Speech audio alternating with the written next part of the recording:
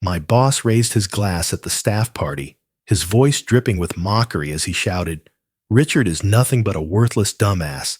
Next month, he'll be gone for good."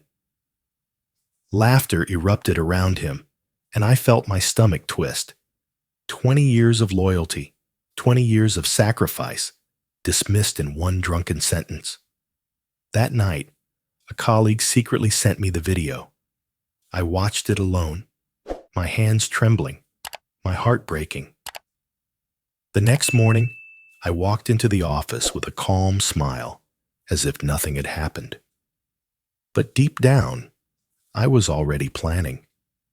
I had been with the company for more than 2 decades, and in that time, I had built systems that carried its very foundation. My name is Richard Hale, 55 years old, and my badge had been worn down from years of use. The corners of my ID card bent like the corners of my life. When I walked into the office the morning after the party, people looked at me differently. Some avoided my eyes, some gave me pitying glances, but I smiled as if nothing had changed. Deep down, though, everything had. For years, I had been the man who never complained, the one who carried projects when everyone else had given up, the one who stayed until midnight to fix a bug no one else understood. They called me dependable, reliable, the guy who will handle it. And I believed that loyalty mattered. I believed it so much that I missed my daughter's 5th birthday, her 10th, even her 16th. I still remember the look on her face when I walked in late, holding a box of cake that no longer mattered. My wife stood in the kitchen doorway that night, her arms crossed, her voice cold.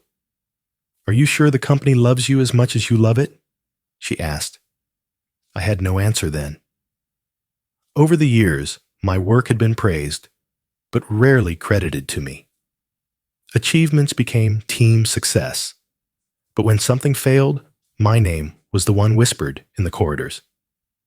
Still, I pushed forward because that was who I was, the man who endured. Then, one night while combing through the network, I discovered a vulnerability in the company's security system. It was a flaw that could bring everything down if exposed. I stared at the code on the screen, my pulse quickening. Should I report it and risk being blamed, or should I keep it for myself? I closed the window quietly. That flaw would become my secret, my leverage. Tell me, if you were in my place, would you report it, or keep it hidden for the day you might need it? That same week, a younger colleague, perhaps too bold for his own good, pulled me aside. He smirked. "You know the boss already has someone lined up to replace you, right? He thinks you're outdated." His words struck deeper than any insult, deeper even than what I had heard at the party. Outdated, replaceable, after 20 years. I kept my face calm, but my chest burned. And then came the video. A colleague sent it to me late at night. I watched on my phone as my boss, drunk and arrogant, raised his glass and announced to the room, "Richard is nothing but a worthless dumbass. Next month, he'll be gone." The laughter that followed echoed in my head like a cruel symphony. My wife overheard it from the other room. She stood frozen, her face pale. "After all you've given them?" she whispered. I couldn't respond. The next morning, I called my mother. She was old now, her voice fragile but sharp. When I told her what had happened, she paused for a long time before speaking. My son gave them his whole life. And for what? The silence after her words was heavier than anything my boss had ever thrown at me. At work, the betrayal cut deeper. A man I once considered a friend, someone I had mentored, revealed himself as part of the plot. He had reported privately to the boss, taking pieces of my work and presenting them as his own. The look in his eyes when I confronted him was unapologetic, almost gleeful. "It's not personal, Richard," he said. "It's just career moves." That was the moment I realized betrayal doesn't always come from enemies. It comes from those you once trusted most. A week later, during a staff meeting, I caught my boss watching me. Not with the disdain of the party, but with something far worse: amusement. He smirked as if my downfall had already been signed, sealed, and delivered. Around the table, others avoided looking at me. In that silence, I understood. The decision was made, the execution just a matter of time. I tried to hold my family together, but the cracks widened. One Friday evening, I promised my daughter I'd be home early to watch her school performance. I left the office at 5, but at the building's exit, my phone rang. "Richard, emergency meeting. Now." By the time I got home, the performance was over, and my daughter was crying in her room. When I opened the door, she turned away from me. "You always say you'll be there," she said through her tears, "but you never are." Her words gutted me in ways no insult from my boss ever could. Late one evening, while staying behind to finish documents, I passed by the conference room. Through the slightly open door, I heard my name. I froze. "Next month he's out," my boss's voice said. "Everything's ready. We'll make it look like his time just expired." Laughter followed. Casual, cruel, confident. I pressed myself against the wall. My fists clenched. They thought I was done. They thought I was powerless. But as I walked away from that door, I knew one thing for certain. They had no idea what I was capable of when pushed into a corner. The morning after I overheard my boss plotting my replacement, I walked into the office with a steady breath, determined to act as if I had not heard a thing. But beneath the calm mask, I was alert, watchful. I began to notice things I had ignored before. Reports altered in subtle ways. Figures shifted, details erased. One afternoon, I was summoned to review a quarterly performance document. As I skimmed the pages, my heart sank. Numbers were off, the kind of errors that looked deliberate. When I looked closer, I saw my signature at the bottom of the report. Only I had never signed it. I realized then, it wasn't just humiliation they wanted. They were building a case against me. A trap, carefully designed, where my supposed negligence would surface at the exact moment they needed it. I closed the file and leaned back, staring at the ceiling. The plan wasn't sloppy. It was too clean, too perfect. And that meant someone higher up was involved.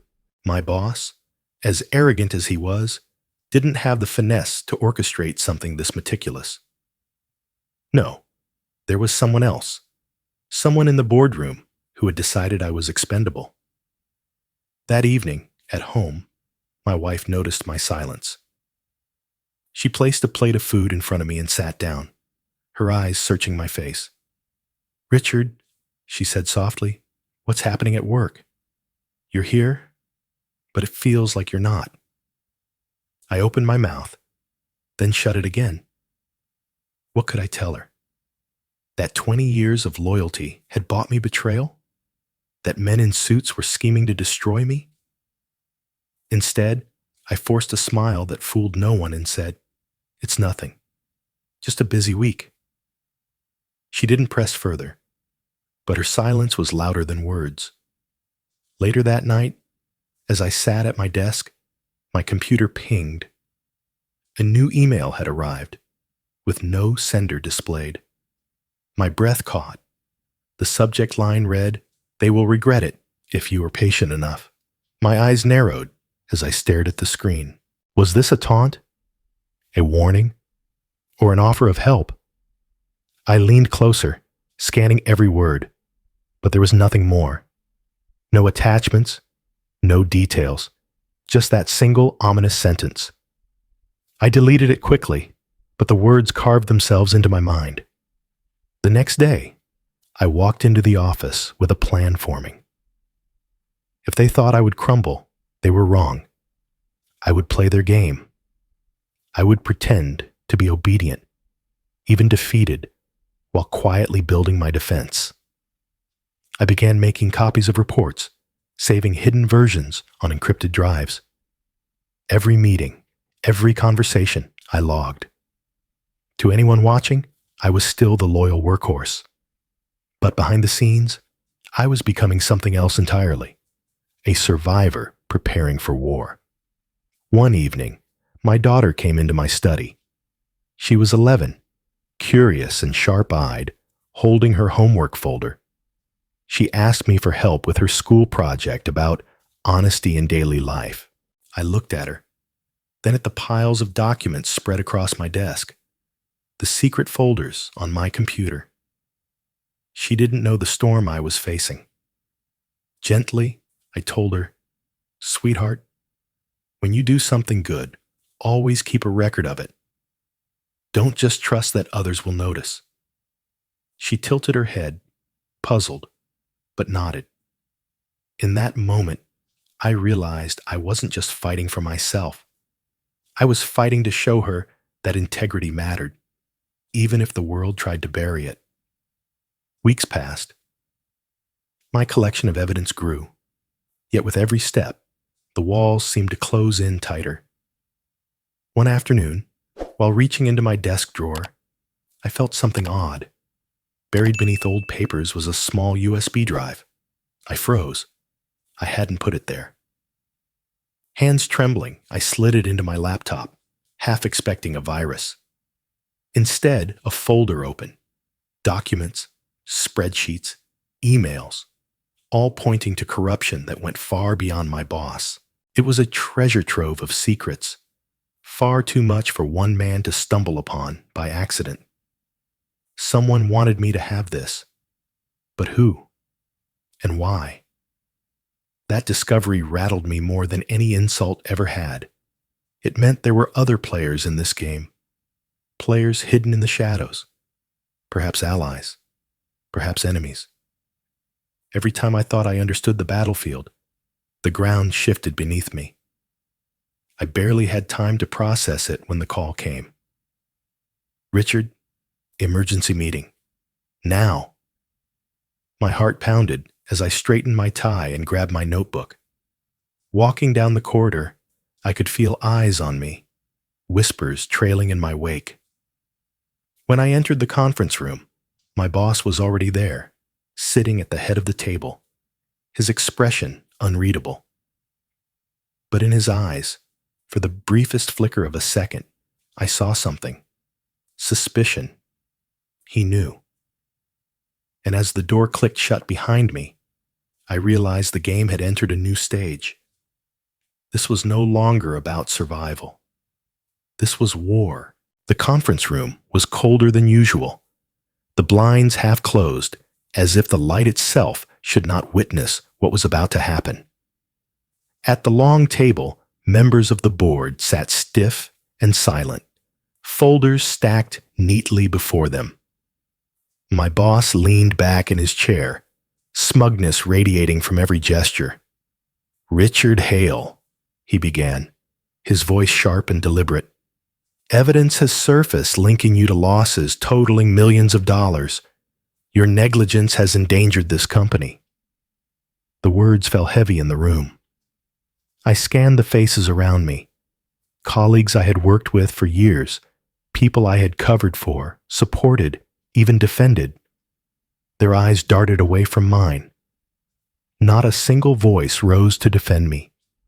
It was as if I had already been erased, a ghost sitting in the chair, guilty by default. The silence stung worse than the accusation itself. I tightened my grip on my notebook, forcing myself to breathe evenly. This was their strategy: corner me, isolate me, crush me with the weight of their collective silence.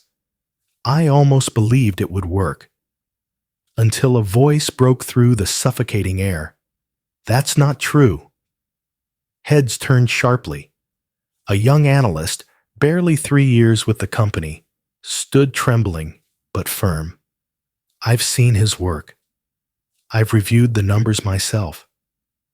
Richard didn't cause these losses. Something doesn't add up." The room shifted, discomfort spreading across the board members' faces. My boss's jaw clenched. For a moment, just a moment, the facade cracked. I leaned forward, calm washing over me like a tide. A small smile tugged at the corner of my lips. "Check the logs," I said simply. The phrase hung in the air, confusing some, unsettling others. My boss frowned, his eyes narrowing. He knew then that I wasn't walking blindly into their trap. I opened my laptop, fingers steady as they danced across the keys. Behind me, I felt the weight of every gaze. I pulled up the system logs I had carefully preserved over the years. Records of altered numbers, unauthorized signatures, hidden transactions. 5 years' worth of deceit, all neatly documented, irrefutable. As the files loaded, my heart pounded. This was the moment I had been building toward. A microsecond of hesitation passed. My cursor hovered over the button that would send the evidence not just to the board, but beyond these walls, to regulators, to journalists, to anyone who still believed in truth. I inhaled deeply. This wasn't just about me anymore. Click. The room erupted. My boss shot to his feet, shouting, but his words drowned beneath the chorus of alerts ringing across the board members' devices as the documents arrived in their inboxes. Murmurs filled the room, eyes widened at the undeniable proof on their screens. The tide had shifted. That night, at home, I held my wife and daughter tighter than I had in years. My wife searched my face, tears brimming. "What did you do?" she whispered. I kissed her forehead and whispered back, "If tomorrow I disappear, remember this: I fought for the truth." She clung to me as if letting go would break something fragile. For the first time, I allowed myself to show the fear I carried, not of losing my job, but of losing them. But this was bigger than revenge. The evidence I released wasn't only about exposing my boss. It revealed layers of corruption that implicated others, men who had hidden comfortably in shadows.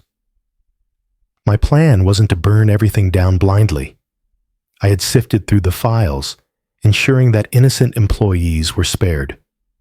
This wasn't about destruction. It was about justice, and about protecting those who had no voice.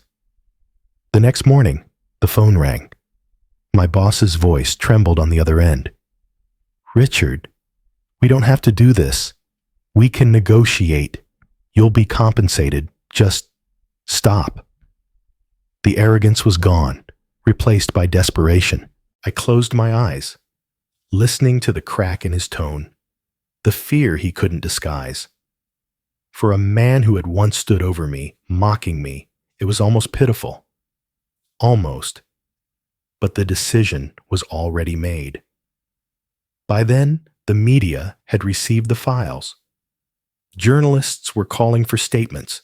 Headlines were drafted before the sun had risen. The machine had already started turning, and nothing could stop it. As I set the phone down, a chill ran through me. At the edge of the street outside my home, a car idled longer than it should have, its headlights lingering. I parted the curtain slightly, watching, my pulse quickening. Someone was out there, watching me. The battle was far from over. By morning, the story had broken wide open. News anchors repeated my boss's name with venom, Headlines scrolled across every major network. Financial scandal rocks corporation, millions unaccounted for. Within hours, the company's stock price plummeted, the numbers flashing red across every ticker. Clients pulled contracts, investors demanded answers, and the board scrambled to contain the fallout. I watched it all unfold from my living room, the glow of the television painting my daughter's face as she sat beside me. Her small voice pierced the noise. "Dad, why are they calling you a hero if the company is falling apart?" I swallowed hard, searching for words she could understand. "Sometimes," I said softly, "telling the truth breaks things before it fixes them." She tilted her head, trying to process, then simply leaned against me. But the chaos didn't stop with what I had released. 2 days later, new documents surfaced, leaked from an unknown source. They detailed offshore accounts, shell companies, bribes stretching beyond anything I had uncovered. I hadn't sent them. Someone else was pulling strings, someone with their own agenda. For the first time, I realized I wasn't the only one dismantling this empire. That same evening, an envelope arrived at my door. No return address, just my name scrawled in thick ink. Inside was a single sheet of paper. "Stay quiet, or your family pays the price." My hands shook as I read it. I forced a smile when my wife asked what the letter said, slipping it into my pocket before she could see. But my chest tightened with dread. This wasn't just about corporate betrayal anymore. This was survival. The following week, the inevitable happened. The authorities stepped in. The Economic Crime Unit stormed the headquarters, seizing documents, shutting down servers. Cameras captured executives being escorted out in handcuffs, the company logo behind them like a fading monument. It was a spectacle, one I had dreamed of, but never truly believed I would witness. The dominoes had begun to fall. Yet the collapse was far from clean. Every revelation bred another, like rot spreading through wood. The investigators unearthed connections to partner corporations, a web of corruption spanning industries. What had begun as my boss's downfall was quickly mutating into something larger, a reckoning no one had anticipated. Employees who had once avoided me began to whisper in hushed tones. One by one, they came forward to the authorities, offering testimony, handing over emails, describing the intimidation they had endured. The silence that had once condemned me was breaking. My boss was no longer untouchable. He was a sinking ship, and the crew was abandoning him. But victory was not without cost. One afternoon, my lawyer handed me a folder. Inside were documents implicating me directly in the fraudulent reports, fabricated but damning. "They're trying to turn this on you," he said gravely. "If you don't fight it, they'll make you the scapegoat." My pulse pounded in my ears. The trap I had avoided once was being rebuilt around me, tighter and more dangerous. That night, I lay awake staring at the ceiling, the weight pressing down. I thought of my daughter's question, of my wife's worried eyes. How much more could they endure? How much more could I risk before my pursuit of truth consumed the very people I wanted to protect? Just as I was about to drift into uneasy sleep, headlights flared through the curtains. A car pulled into the driveway, and I heard the crunch of gravel beneath heavy footsteps. My wife stirred, whispering, "Who is it?" I rose quietly, heart hammering, and opened the door. There he was. My former boss stood on the porch, no longer smug or arrogant, but worn and desperate. His tie was loosened, his eyes bloodshot. He looked like a man cornered by his own demons. For a long moment, We stared at each other in silence, the weight of years between us. Finally, he spoke, his voice low and ragged. "Richard, you don't understand. This goes deeper than me, much deeper. And if you keep pushing, they'll come for you next." The truth he carried was written all over his face. The betrayal I had suffered was just one thread in a much larger web. And now that web was tightening around us both. The night air was heavy as I stood face to face with the man who had humiliated me, betrayed me, and tried to bury me. My former boss stood on my porch, his suit wrinkled, his face pale, his arrogance long gone. Inside the house, my wife had ushered our daughter into her bedroom, but I could hear her muffled voice. "Mom, is Dad in danger?"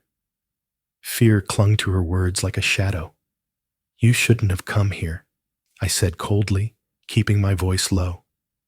He shook his head, desperation etched into his features. "Richard, you don't get it. I was never the one pulling the strings. I was a pawn, just like you. I followed orders because I thought I had no choice." His words hung in the air, and I studied him carefully. For years, he had been the villain in my story, the man who mocked my devotion and orchestrated my downfall. But now, stripped of power, he looked like something else entirely. A cornered man, terrified of forces greater than himself. He stepped closer, lowering his voice. "There's a network, Richard. They control more than just our company. They've got hands in finance, construction, media, everything. If you think what you uncovered was the whole picture, you're wrong. What you saw was just the surface." A chill ran through me. For a moment, I wondered if this was a trick, another attempt to manipulate me. But the tremor in his voice, the fear in his eyes, it was too real. He leaned forward, almost whispering, "We can fight them together. You've already cracked the wall. If we combine what you know and what I know, maybe we have a chance." For a second, I almost laughed at the irony. The man who once raised a glass to my destruction, now begging to stand beside me. "You want me to trust you?" I asked, my voice sharp. "I don't care if you trust me," he shot back. "Trust the fact that if they silence me, you're next. They won't stop until every piece of evidence is gone, and that includes you." Inside the house, the floor creaked. My wife peeked from the hallway, her face tense, her eyes warning me not to let this man inside. I gestured for her to stay back. Then I turned to him. "If there's a network like you say, show me proof." He exhaled, shoulders sagging. "I don't have it here, but I can get it to you. Names, transactions, everything. They've been running this for decades. We're both pawns in a game neither of us chose." For a long moment, silence pressed between us, heavy with unspoken truths. Then he whispered the words that would haunt me long after. "They don't just own companies, Richard. They own people." The conversation ended abruptly as headlights swept across the driveway. A car slowed, then sped past, but the tension lingered. My boss looked at me one last time, his expression torn between fear and plea. "Think about what I said," he muttered before disappearing into the night. I closed the door, locking it firmly. My daughter peeked out from her room, eyes wide. I crouched down, pulling her into my arms. "It's okay," I whispered, though my own heart was far from steady. The next morning, I began piecing everything together. The evidence I had released was only part of the story. If I wanted true justice, it meant tearing down not just a corrupt boss, but an entire machine. I opened my laptop and began connecting threads, weaving together data, testimonies, and the mysterious files that had landed on my desk weeks earlier. Slowly, a picture formed, not of one man's greed, but of a system designed to exploit and discard people like me. And I wasn't alone. A quiet knock on my office door startled me. When I opened it, I found a familiar face, the young analyst who had defended me during the board meeting. He looked nervous, clutching a folder. "You're not the only one keeping records," he said. Inside the folder were more documents, contracts, emails, bribes. He had been collecting them quietly, waiting for the right time. In that moment, I understood the truth. My ACE card wasn't just the logs I had saved. It was the people like him, scattered throughout the company, tired of living under fear. We were no longer isolated voices. We were becoming a chorus. That evening, I visited my mother. Her hands shook as she held mine, her eyes glistening. "Your father always wanted to fight back," she said softly. "But he never did. He thought he couldn't. Richard, you've done what he never dared to. You've shown the world what he was too afraid to face." Her pride was quiet, but it cut deeper than any praise I had ever received. The weight of my choices pressed harder than ever. I had evidence that could dismantle the network completely, expose not just individuals, but entire industries. Yet I also knew what destruction it would cause. Innocent employees losing jobs, families torn apart, livelihoods destroyed. As I stared at the files spread across my desk, my phone buzzed. A message appeared. "Decide carefully. Full exposure means casualties. Partial truth means survival. What will you choose?" The choice loomed before me.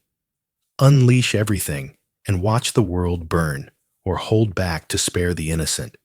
Either way, nothing would ever be the same again. When the storm finally broke, I walked away from the company that had consumed 20 years of my life. The empire of deceit crumbled under the weight of investigations, resignations, and courtroom battles. My name was cleared, my conscience sharpened, but I was not the same man who once believed loyalty alone could protect him. I had scars, invisible but permanent, carved by betrayal and tempered by truth. A month later, I stepped into a new office. Not a skyscraper of glass and steel, but a modest building filled with energy and purpose. This company was different. There were no closed doors hiding secrets, no whispers in corridors. People greeted one another with genuine smiles. I learned quickly why. Many of them had once been victims like me, discarded, betrayed, written off as replaceable.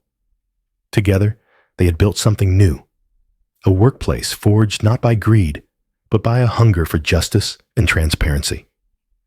I had not just found a job, I had found a cause. For the first time in years, my mornings were not chained to dread. One crisp autumn day, I drove my daughter to school, her backpack bouncing as she skipped out of the car. She turned before entering the building, waving with a grin that seemed to melt years of guilt off my shoulders. I had been there, on time, fully present. It was a simple act, yet to me it felt monumental. But peace was fragile. One evening, as I sat in my office reviewing reports, my phone buzzed. A message appeared on the screen. "Don't think the fight is over." My stomach tightened. The sender was anonymous, the words short, sharp, and hauntingly familiar. I stared at the glowing screen long after the message disappeared. Perhaps the network my former boss warned me about wasn't finished. Perhaps my role in this war was only just beginning. The next morning, the headlines confirmed my fear. Another corporation, larger and more influential than mine, was under suspicion. Allegations of fraud, whispers of shadowy connections. The dominoes were still falling. My new colleagues looked to me, some with hope, some with fear. The cliffhanger of my life had simply shifted from one chapter to the next. Meanwhile, the ruins of my old company were being rebuilt under government oversight. Executives were indicted, assets frozen, and the culture of silence shattered. Former employees spoke openly now, their testimonies a chorus of liberation. The building that once symbolized my prison was being transformed into something unrecognizable. At home, time moved differently. For the first time in decades, I celebrated my daughter's birthday without a phone buzzing in my pocket, without the weight of unfinished reports pressing on my chest. I was there from the first candle to the last laugh, watching her glow in the light of her cake. When she hugged me afterward, whispering, "I'm glad you stayed," I realized no victory could match that moment. But life had its surprises. Months later, I attended a charity event organized by my new company. There, among volunteers handing out food and blankets, I saw a face I once loathed. My former colleague, the one who had betrayed me for a promotion. He looked thinner, older, stripped of arrogance. He was no longer a man chasing power, but one who had lost everything and found repentance. Our eyes met across the room. For a moment, the old anger flared, but then I saw it. The shame, the quiet attempt to make amends. He was not the same man anymore, just as I was no longer the naive loyalist. That twist in fate reminded me that even betrayers can learn. My mother's words echoed in my ears, spoken the last time I visited her. Sometimes, to protect what you love, you must be willing to lose everything. She was right. I had lost status, stability, and the illusion of safety. But I had gained something greater: freedom, clarity, and the chance to shape a better legacy. One night, after putting my daughter to bed, I lingered at her side, watching the steady rise and fall of her breathing. The house was quiet, my wife reading in the next room. I reached out, brushing a strand of hair from her forehead. In the stillness, I whispered, "I kept my promise." And in that whisper, I felt the story of my betrayal and revenge close like a well-worn book, not with rage, but with resolve. The world outside was still full of corruption, still brimming with shadows waiting to be exposed. But here, in this moment, I had won the only battle that mattered.